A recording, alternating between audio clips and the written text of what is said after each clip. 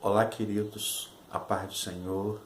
Nesse momento eu tenho uma palavra de reflexão para abençoar a sua vida. No livro do profeta Isaías, capítulo 43, versículo 2, a palavra de Deus diz o seguinte: quando passares pelas águas, eu passarei contigo. Quando passares pelos rios, eles não te submergirão. E quando passares pelo fogo, ele não te queimará. Porque eu dei como pagamento ao Egito e à Etiópia para que tu fosses meu.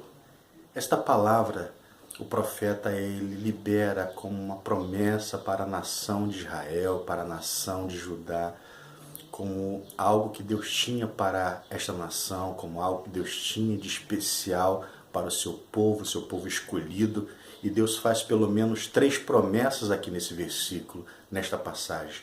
2 que já havia passado com ele, já tinha acontecido em relação ao passado com o seu povo, com os seus descendentes, com os seus patriarcas, e uma que ainda iria acontecer, para que eles tivessem por fé, para que eles acreditassem que Deus, assim como estava com eles no passado, Deus permaneceria com eles no presente e estaria com eles protegendo, e Deus estaria com eles guardando também no futuro.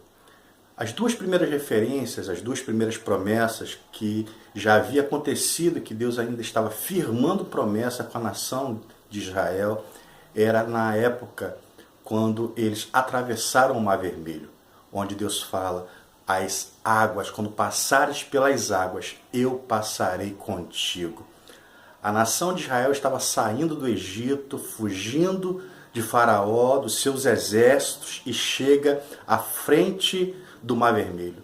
O Mar Vermelho está à sua frente para que eles pudessem atravessar, e não havia condição, não havia jeito, não havia forma alguma que eles pudessem atravessar de forma natural. De um lado o Monte Baal-Zefon, do outro lado Piairote, e atrás o exército do Egito, de Faraó, que estava buscando persegui-los. E a única coisa que eles tinham que fazer era clamar a Moisés para que orasse a Deus, para que Deus pudesse ali entrar com providência e realizar o milagre. Moisés ora a Deus, Moisés pede ao Senhor, e Deus fala com Moisés: Moisés, por que tu clamas a mim? Estende as tuas mãos em direção ao mar, estende o seu cajado, porque eu irei fazer maravilhas, irei abrir o Mar Vermelho e vocês passarão com os pés enxutos. E foi exatamente isso que aconteceu.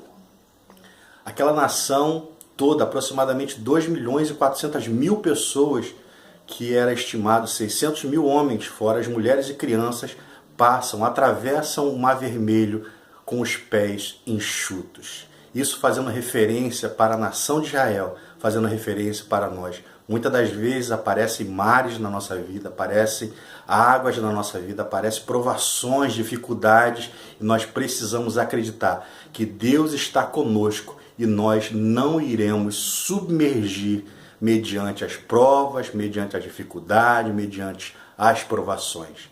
Em segundo lugar, a segunda promessa, a segunda referência que Deus faz nesta passagem é quando eles já tinham passado pelo Mar Vermelho, já tinham atravessado todo o deserto e estavam agora à beira do Rio Jordão, precisando atravessar novamente, aproximadamente 40 anos depois, para conquistar a nação de Canaã. Conquistar a terra de Canaã, a terra que mana leite e mel, ao qual Deus iria dar a eles por presente, por herança e por promessa. Mas eles precisavam atravessar o Rio Jordão.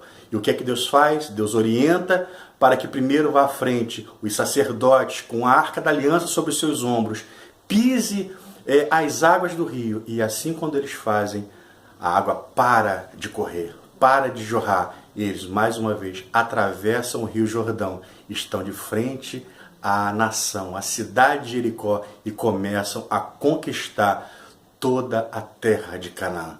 Mais uma vez Deus fazendo referência para eles, primeiro às águas, depois aos rios. Eles não iam se afogar, não iam afundar, não iam se submergir, porque Deus tinha prometido que estaria com eles. E eles precisavam acreditar que assim como Deus estava com eles, com o seu povo, com os seus pais, com os seus patriarcas no passado, Deus continuava com eles.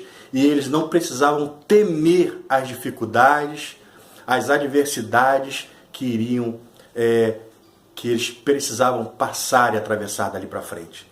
Em terceiro lugar, Deus faz referência: quando passares pelo fogo, a chama não arderá em ti, você não se queimará, porque tu és meu.